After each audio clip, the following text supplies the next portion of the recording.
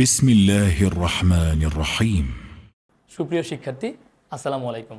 আমি মিনহাজুল ইসলাম, শিক্ষার্থী, ঢাকা বিশ্ববিদ্যালয় অন একাডেমির পক্ষ থেকে আপনাদের সকলকে জানাচ্ছি আন্তরিক শুভেচ্ছা। আজকে আমরা সাধারণ জ্ঞান বিষয়ের একটি গুরুত্বপূর্ণ টপিক নিয়ে আলোচনা করব, সেটি হচ্ছে বাংলাদেশ প্রসঙ্গ। তাহলে চলুন আর দেরি না করে আমরা আমাদের মূল পড়াশোনার পর্বটা শুরু করি। আপনারা আমার পিছনে দেখতে পাচ্ছেন যে একটি বাংলাদেশের ম্যাপ এখানে রয়েছে। তো আমরা আজকে এমনভাবে বাংলাদেশ প্রসঙ্গটা পড়ার চেষ্টা করব যেখান থেকে আসলে যেই ধরনের প্রশ্নগুলো বিগত বছরে বিভিন্ন ভর্তি পরীক্ষা এবং কম্পিটিটিভ এক্সামে এসেছে সেই ধরনের তথ্য আমরা জানার চেষ্টা করব। প্রথমেই শুরু করছি যে আমরা সকলেই জানি যে বাংলাদেশের আয়তন সেটি হচ্ছে 1,47,570 বর্গ কিলোমিটার। এখন কথা হচ্ছে 2015 সালের 1 আগস্ট বাংলাদেশের সাথে ভারতের ছিটমহল বিনিময় হয়। সেইখান থেকে বাংলাদেশ এই আমাদের মূল ভূখণ্ডের সাথে আরও 40.68 বর্গ কিলোমিটার 40.68 বর্গ কিলোমিটার নতুন ভূমি পায়। তাহলে সব মিলিয়ে বাংলাদেশের বর্তমান আয়তন কত দাঁড়াচ্ছে? 1,47,610.68 বর্গ কিলোমিটার। এখন এইখান থেকে কিন্তু বাংলাদেশের নতুন যে আয়তন, এটা কিন্তু আপনাদের পরীক্ষায় আসার সম্ভাবনা অনেক। এরপরে আসছি বাংলাদেশের রাষ্ট্রধর্ম। আমরা সকলেই জানি যে বাংলাদেশের রাষ্ট্রধর্ম হচ্ছে ইসলাম। এখন আপনাদের কি মনে হয় যে এই সহজ প্রশ্নটা কি বিভিন্ন পরীক্ষায় আসার সম্ভাবনা আছে? অন্তত আমার মনে হয় না যে এই প্রশ্নটা আসবে। এখান থেকে যে ধরনের প্রশ্নটা হতে পারে সেটা হচ্ছে বাংলাদেশের রাষ্ট্রধর্ম যে ইসলাম, এটা কত সালে বাংলাদেশের সংবিধানে সংযোজন করা হয়েছে? উত্তরটি হচ্ছে বাংলাদেশের রাষ্ট্রধর্ম ইসলাম 1988 সালে বাংলাদেশের সংবিধানে সংযোজিত হয়েছে। এরপর আমরা আসছি যে বাংলাদেশের রাজধানী ঢাকা। আপনারা মানচিত্রে দেখতে পাচ্ছেন এই যে বাংলাদেশের রাজধানী ঢাকা। এখন বাংলাদেশের রাজধানী ঢাকা এটা নিয়ে তেমন কোনো প্রশ্ন হওয়ার কথা না, কিন্তু এখান থেকে যে প্রশ্নটা বিগত বছরের বিভিন্ন প্রশ্ন অ্যানালাইসিস করে আমরা দেখতে পেয়েছি, এবং আপনারাও যদি দেখেন আপনারাও দেখতে পাবেন যে ঢাকা সর্বমোট 5 বার রাজধানী হিসেবে আখ্যায়িত হয়েছে। কতবার? ঢাকা সর্বমোট 5 বার বাংলাদেশের রাজধানী হিসেবে আখ্যায়িত হয়েছে। সেই 5 বার আমরা যদি দেখি, সর্বপ্রথম হয়েছে 1610 সালে, তারপরে হয়েছে 1660, তারপরে হয়েছে 1905 বঙ্গভঙ্গের সময়ে, তারপরে হয়েছে 1947 যখন ভারত পাকিস্তান ভাগ হলো, এবং সর্বশেষ 1972 সালের 16 ডিসেম্বর যখন থেকে বাংলাদেশের সংবিধান কার্যকর হয়। এরপর আসি বাংলাদেশের জাতীয় সঙ্গীত। আমরা খুব সহজেই বলতে পারি যে বাংলাদেশের জাতীয় সঙ্গীত হচ্ছে আমার সোনার বাংলা। রবীন্দ্রনাথ ঠাকুর রচিত এই গানটি হচ্ছে বাংলাদেশের জাতীয় সঙ্গীত, বাংলাদেশের জাতীয় সঙ্গীত হিসেবে বিবেচ্য। কিন্তু এখন পরীক্ষায় আসে যে বাংলাদেশের জাতীয় সঙ্গীতের কত লাইন আমার সোনার বাংলা গানের কত লাইন বাংলাদেশের জাতীয় সঙ্গীত হিসেবে বিবেচনা করা হয়? উত্তরটি হচ্ছে প্রথম 10 লাইন। এখান থেকে আরও একটি প্রশ্ন যেটা প্রায় বিভিন্ন পরীক্ষায় এসেছে, সেটি হচ্ছে বাংলাদেশের যে কোনো রাষ্ট্রীয় অনুষ্ঠানে জাতীয় সঙ্গীতের কত লাইন বাজানো হয়? উত্তরটি হচ্ছে বাংলাদেশের যে কোনো রাষ্ট্রীয় অনুষ্ঠানে জাতীয় সঙ্গীতের প্রথম 4 লাইন বাজানো হয়। এরপরে বাংলাদেশের জাতীয় সঙ্গীত বাংলাদেশের সংবিধানের কততম অনুচ্ছেদে বলা হয়েছে? জাতীয় সঙ্গীতের কথা বাংলাদেশ সংবিধানে কত নম্বর অনুচ্ছেদে বলা হয়েছে? উত্তরটি হচ্ছে সংবিধানের 4 নং অনুচ্ছেদ। আচ্ছা, এরপর যদি বলা হয় যে বাংলাদেশের যে জাতীয় পতাকা রয়েছে সেই জাতীয় পতাকার ডিজাইনার কে? উত্তরটা আমরা অনেকেই জানি ইতিমধ্যে, বাংলাদেশের জাতীয় পতাকা ডিজাইনার হচ্ছে কামরুল হাসান। কিন্তু যদি বলা হয় যে বাংলাদেশের মানচিত্র খচিত জাতীয় পতাকা ডিজাইনার কে? মানচিত্র খচিত মানে হচ্ছে বাংলাদেশের জাতীয় পতাকার মধ্যে মানচিত্র রয়েছে, মানচিত্র সহ জাতীয় পতাকা ডিজাইনার কে? উত্তরটি তখন হবে কে? শিবনারায়ণ দাস। আমি আপনাদের জন্য লিখে দিচ্ছি, উত্তরটি হবে শিবনারায়ণ দাস। ভদ্রলোক কিন্তু কিছুদিন আগে মারা গিয়েছেন।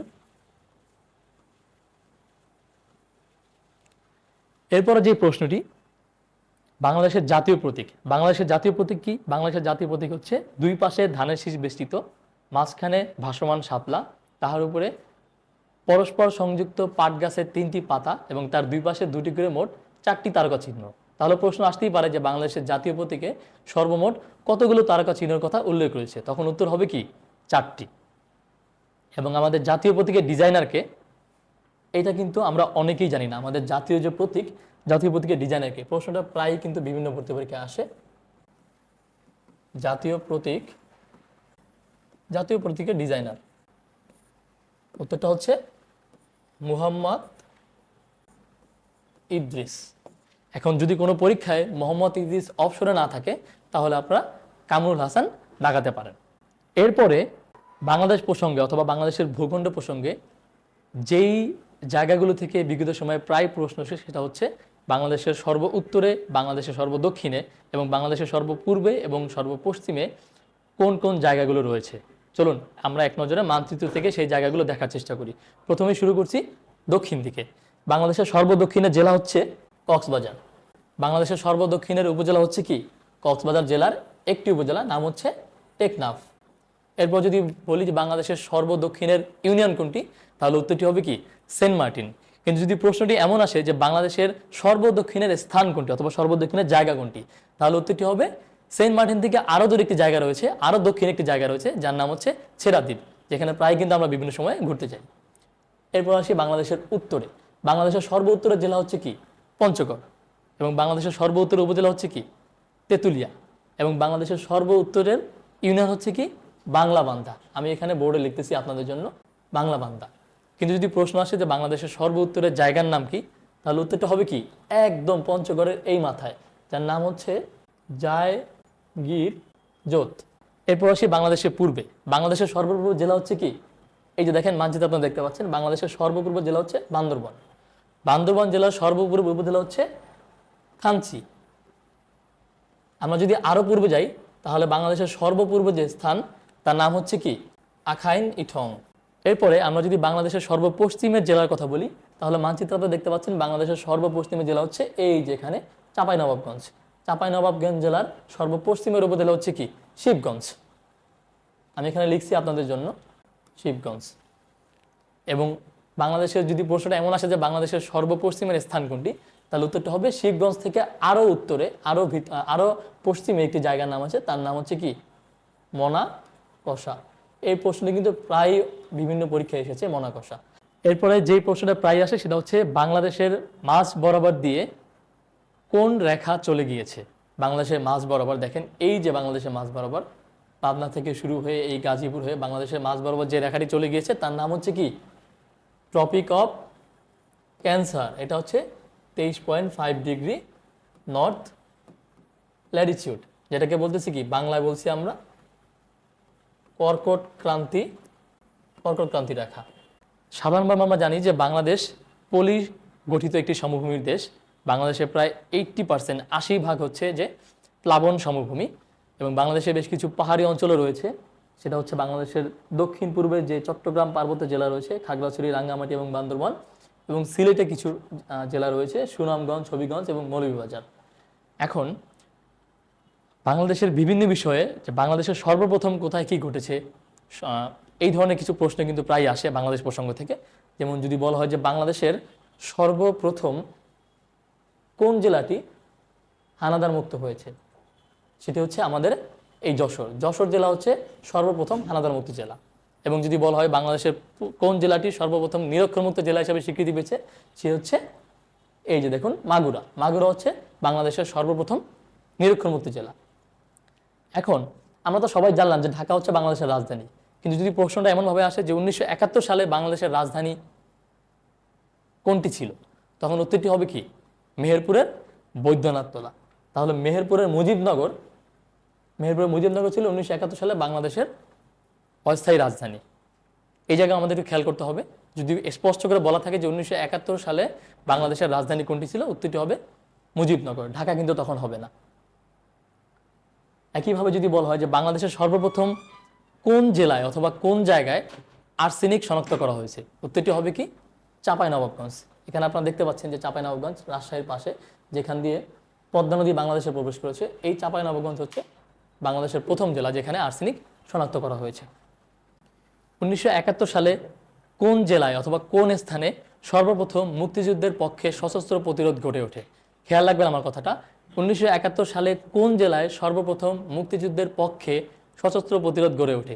উত্তরটি হবে কি, ঢাকার একটু সামনেই যে গাজীপুর জেলা আছে, গাজীপুরে সর্বপ্রথম মুক্তিযুদ্ধের সময় মুক্তিযুদ্ধের পক্ষে সশস্ত্র প্রতিরোধ গড়ে ওঠে।